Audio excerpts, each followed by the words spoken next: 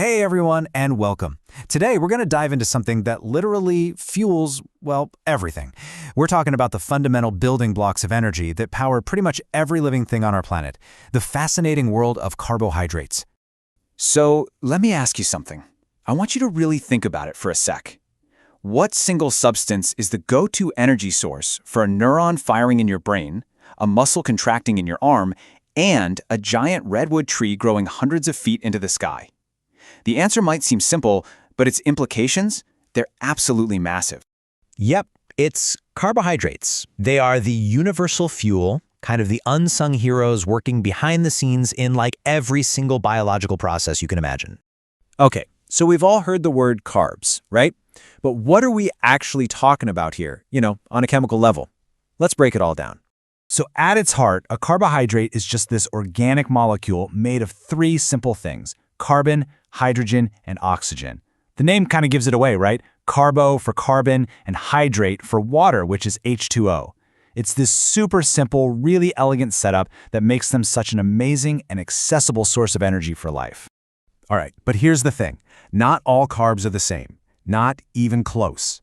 They exist on this whole spectrum, from these tiny, simple units to these huge, complex chains.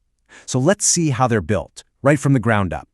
We're starting with the most basic building block of all, the monosaccharide. The best way to think about it, it's like a single Lego brick. It's the smallest possible piece, a simple sugar, like glucose. And because it's so simple, your body can use it for energy almost instantly. That's where you get that quick sugar rush from. Now, what happens when you snap two of those Lego bricks together?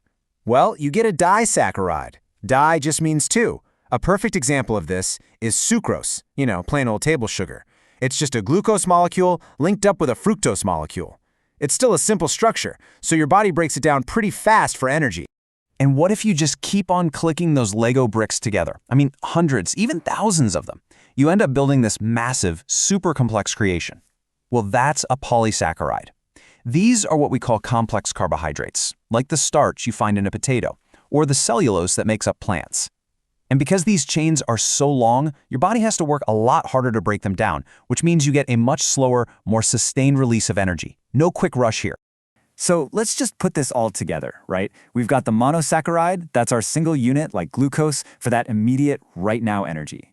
Then you link two together and you get a disaccharide like sucrose, which is great for moving energy around. And finally, you build those big, long chains into a polysaccharide like starch, and that's all about storing energy for the long haul or even building structures.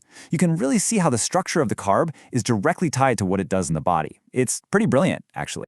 Okay, so we get what they are and how they're built. But so what? Why does any of this matter? What do these things actually do for us, and really for all life on Earth? Well, the key thing to get here is just how incredibly versatile they are. I mean, first off, they're the main fuel for our cells. That's the energy we need just to think, to move, to live. But then, they also provide structure. That tough stuff in plants, cellulose, that's a carbohydrate. It's what lets them stand up straight. They're also like our body's own energy savings account, stored as glycogen for when we need it later. And get this? They're even a core part of our DNA and RNA, our genetic blueprint. Plus, they help our cells talk to each other. They are literally everywhere doing, well, everything. If there's just one thing you take away from all of this, let it be this: carbohydrates aren't just one thing.